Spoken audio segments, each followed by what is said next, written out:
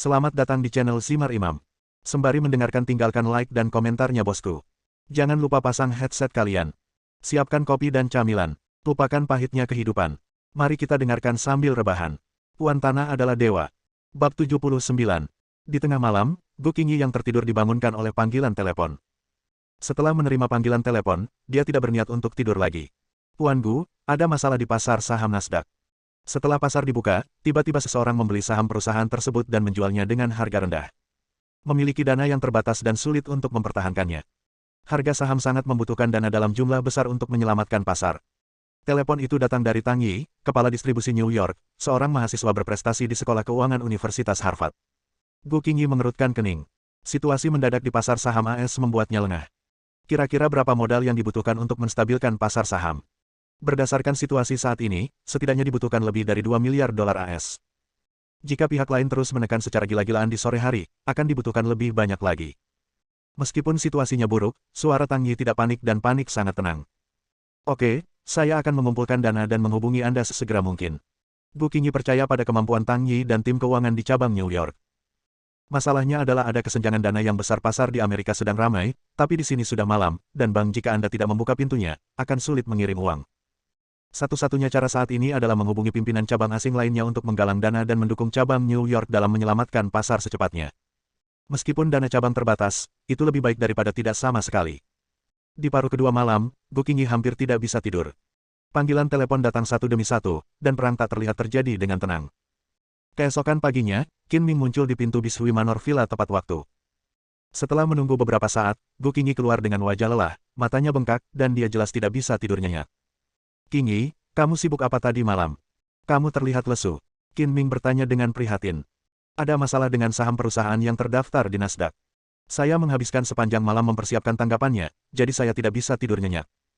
Selama tidak dicurigai sebagai rahasia perusahaan, Gu Qingyi tidak akan menyembunyikan apapun dari Qin Ming. Jadi bagaimana situasinya? Apakah sudah teratasi? Karena sesuatu terjadi secara tidak terduga, lawan kami sudah siap, dan dana kami tidak dapat mengimbangi. Situasinya sangat buruk. Gu Qingyi menggelengkan kepalanya, dan kesedihan di wajahnya menjadi sedikit lebih serius. Di Amerika Serikat ditutup, lawan-lawannya dengan panik menekan Gu.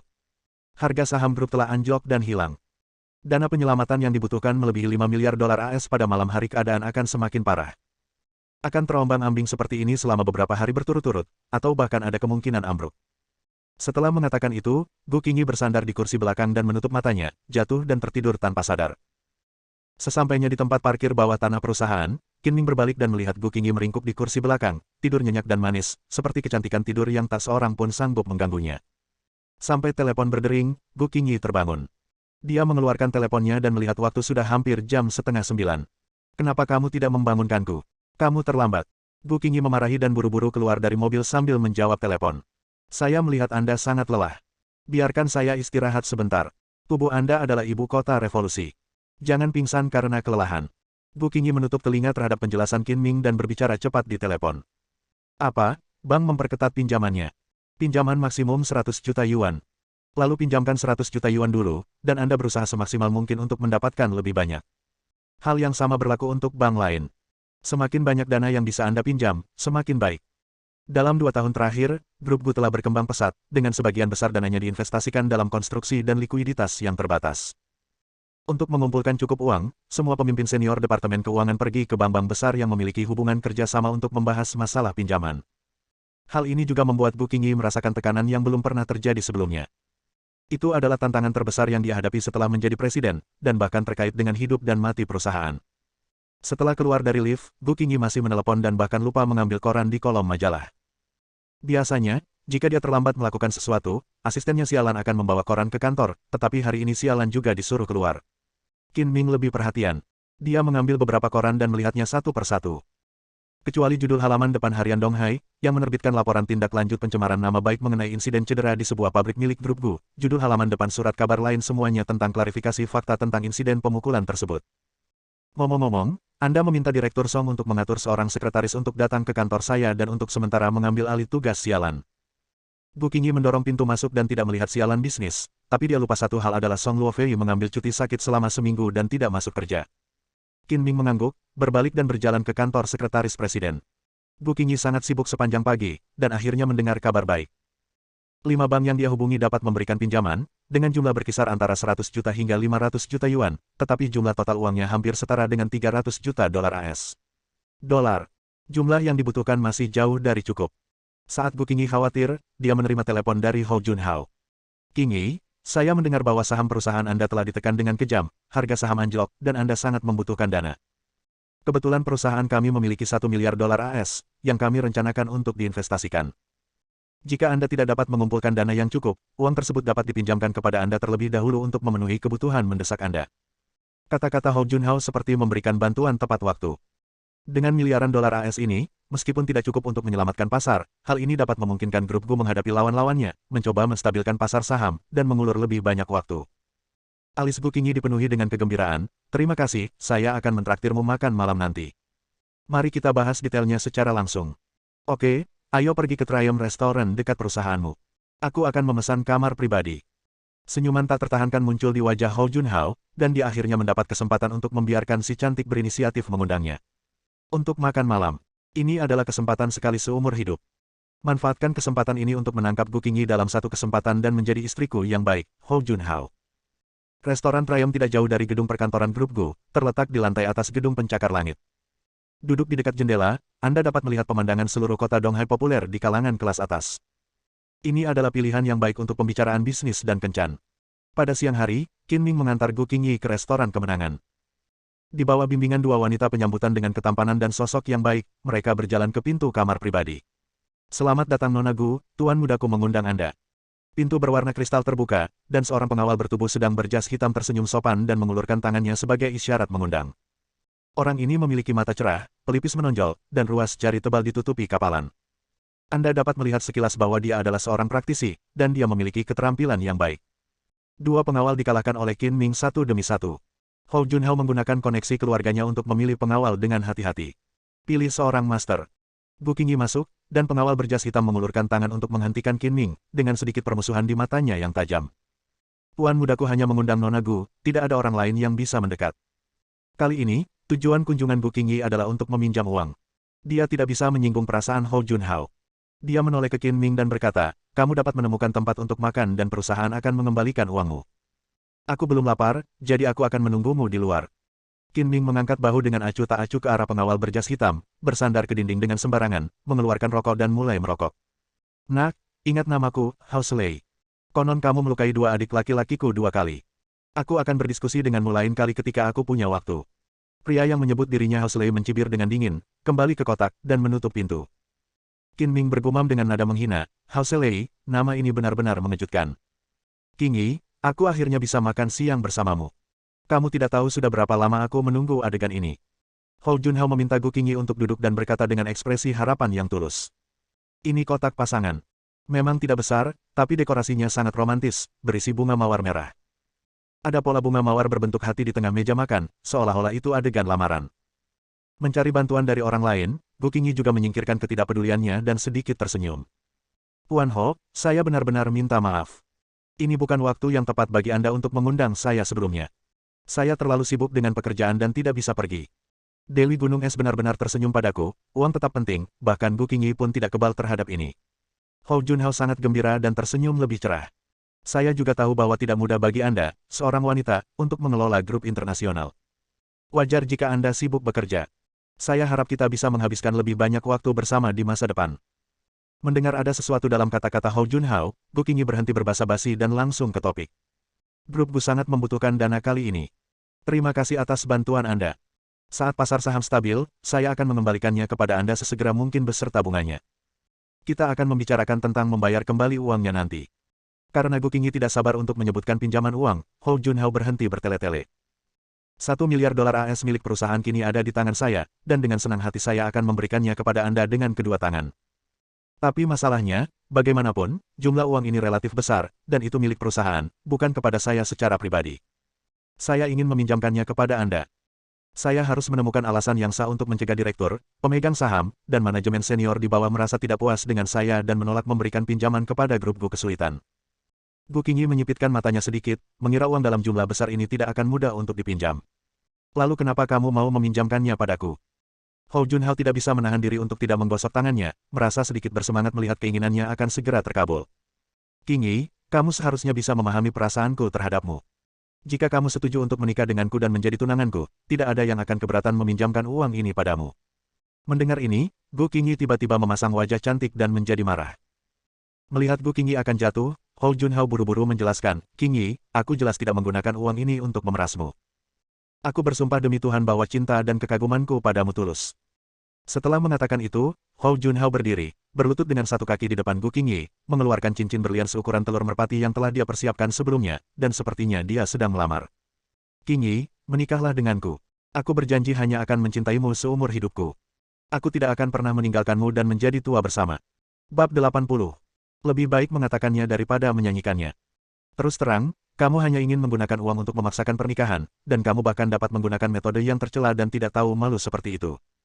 Gu Qingyi sangat marah dan mulai memprotes. Saya pikir uang itu tidak mudah untuk dipinjam. Saya bahkan siap menerima segala macam permintaan kasar yang dibuat oleh Hou Junhao, tapi saya tidak menyangka Hou Junhao begitu hina. Qingyi, jangan salah paham. Aku jelas tidak bermaksud memaksamu untuk menikah. Aku sangat menyukaimu dan ingin membantumu melewati masa sulit ini. Bahkan jika kamu belum berpikir untuk menikah denganku, kamu dapat berpura-pura setuju untuk saat ini dan saya dapat membantu perusahaan. Para pemegang saham memberitahu saya bahwa saya akan menggunakan uang ini untuk membantu Anda. Hou Junhao tampak tulus, tetapi dia mencibir di dalam hatinya. Selama Gu Qingyi setuju, saya akan segera mengumumkan bahwa dia adalah tunangan saya. Dia akan menikah meskipun dia tidak menikah. Berhentilah melamun. Aku tidak akan pernah menyetujui pernikahan seperti itu bahkan jika aku mati. Gu Qingyi sangat kesal. Hao Selei, yang menjaga pintu, menghalangi jalan Gu Qingyi dan berkata tanpa ekspresi, Nona Gu, masalahnya belum selesai, mengapa kita harus segera pergi? Kenapa, kamu tidak bisa memaksakan pernikahan dan kamu masih ingin menahanku? Minggir. Bang. Begitu Gu Qingyi selesai berbicara, pintu ditendang hingga terbuka dengan tendangan yang kuat. Hu Sele tertangkap basah dan punggungnya dipukul dengan keras oleh pintu. Siapa yang berani menahan bosku dan memperlakukanku sebagai pencari nafkah? Qin Ming muncul di pintu dengan wajah serius. Meskipun efek isolasi suara dari kotak itu sangat bagus, dia masih mendengar teriakan marah Gu Qingyi. Serang aku secara diam-diam, hanya untuk menguji kekuatanmu. Hu Sele berbalik, tersenyum dingin, dan siap mengambil tindakan. Tunggu sebentar, mundur. Hou Junhao menatap tajam ke arah Qin Ming, dan berkata dengan lembut kepada Gu Qingyi, Qingyi, jangan menganggapku terlalu buruk. Aku bukan orang seperti itu. Aku benar-benar ingin membantu itu sebabnya Anda membuat keputusan ini, saya harap Anda mempertimbangkannya dengan serius. Jangan pikirkan itu. Gu Qingyi dengan tegas menolak dan pergi dengan marah. Mengapa kamu begitu marah? Apa yang Hou Junhao katakan kepadamu hingga membuatmu begitu marah? Qin Ming menindaklanjuti dan bertanya. Pria tercela dan tidak tahu malu. Gu Qingyi mendengus, dia sebenarnya mengancam akan meminjam uang dan memaksaku menikah dengannya. Benar-benar keji. Qin Ming memarahinya dengan marah, sial, kamu masih harus tidak tahu malu. Kamu bisa menggunakan metode yang tidak tahu malu seperti itu, dan kamu bisa mengatakannya dengan percaya diri, kamu adalah penjahat yang tercela. Melihat Gu Qingyi pergi, seringnya sinis muncul di wajah Hou Junhao. Jangan beri aku bantuan pada saat dibutuhkan. Jika kamu menggunakan wajah panasku sebagai pantat dingin, aku akan memperburuk keadaanmu. Jika saatnya tiba, berinisiatiflah untuk memohon padaku. Kembali ke perusahaan, Gu Qingyi kembali ke sikap dinginnya. Tidak ada sedikit pun kemarahan di permukaan. Dia membuka pintu dan masuk ke kantor, hanya untuk melihat Gu Keijun duduk di sofa. Kak, bagaimana penggalangan dananya? Gu Keijun bertanya dengan prihatin. Pinjaman bank ditambah modal kerja perusahaan telah menghasilkan sekitar 600 juta dolar AS, tetapi itu jauh dari kesenjangan pendanaan yang dibutuhkan. Apa yang harus saya lakukan? Saya tidak bisa hanya melihat perusahaan menderita. Untuk saat ini tidak perlu, asal jangan menimbulkan masalah bagiku. Apakah aku ini penghalang?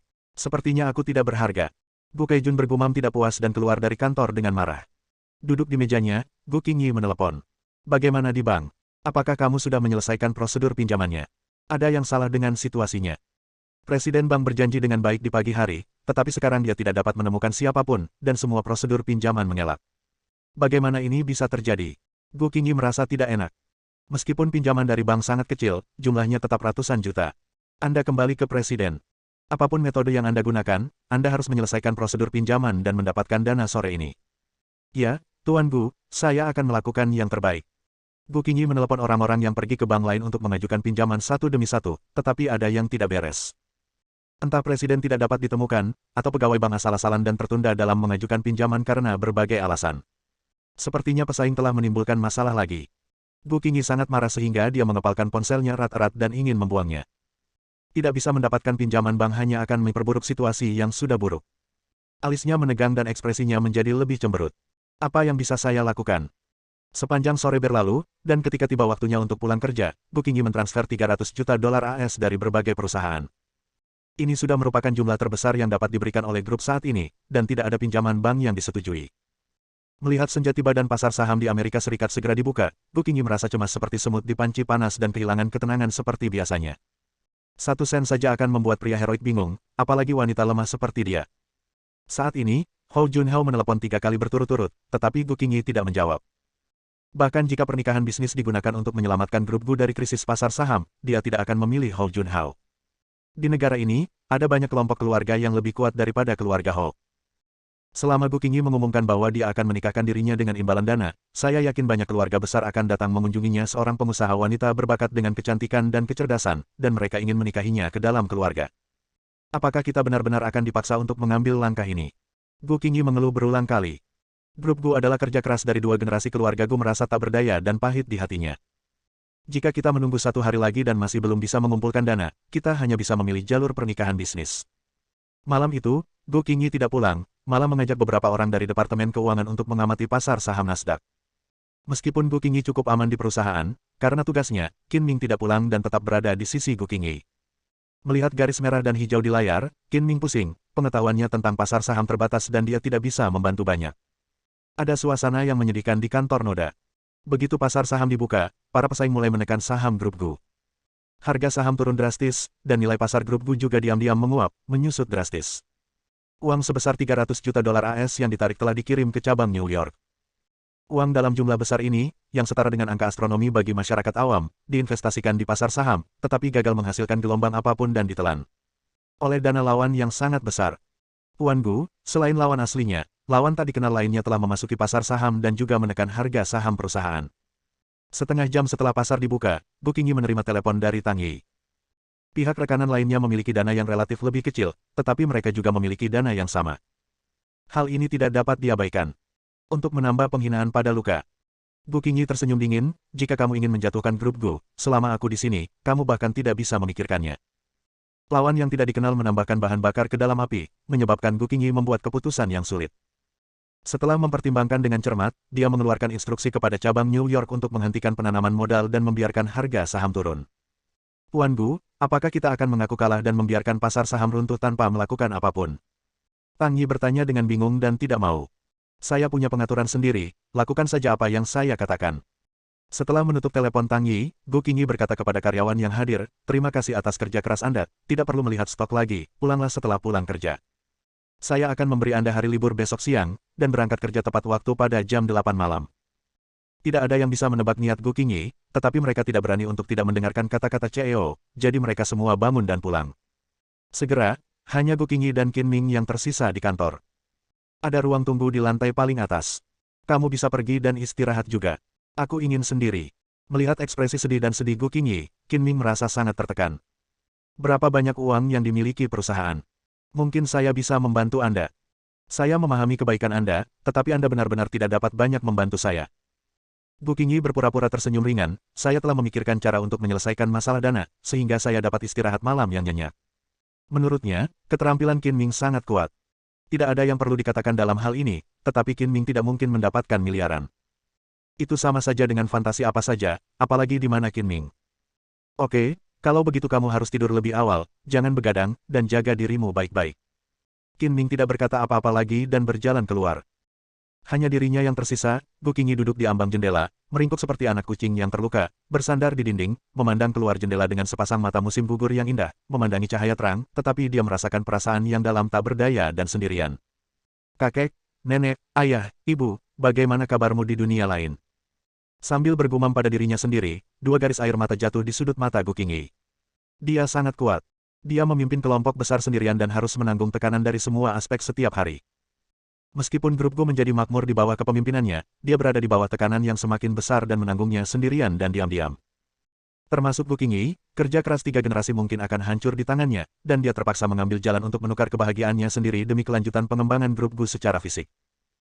Lambat laun, Gu Qingyi menangis, air mata kristalnya mengalir di wajah cantiknya seperti manik-manik pecah, bunga pir karena hujan, semua orang yang melihatnya akan merasakan cinta padanya dan berharap mereka bisa memeluknya erat-erat. Tiba-tiba, Pintu terbuka dan Qin Ming kembali, dia mengambil mantel dari ruang tunggu Gu Qingyi di lantai atas, berjalan dengan ringan, dan meletakkannya dengan lembut di bahu Gu Qingyi.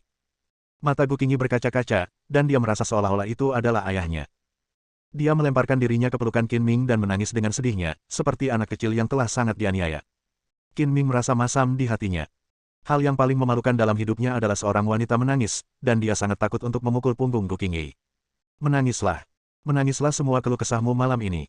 Aku bersumpah atas nama Pluto bahwa aku tidak akan pernah membuatmu menangis lagi. Bersambung.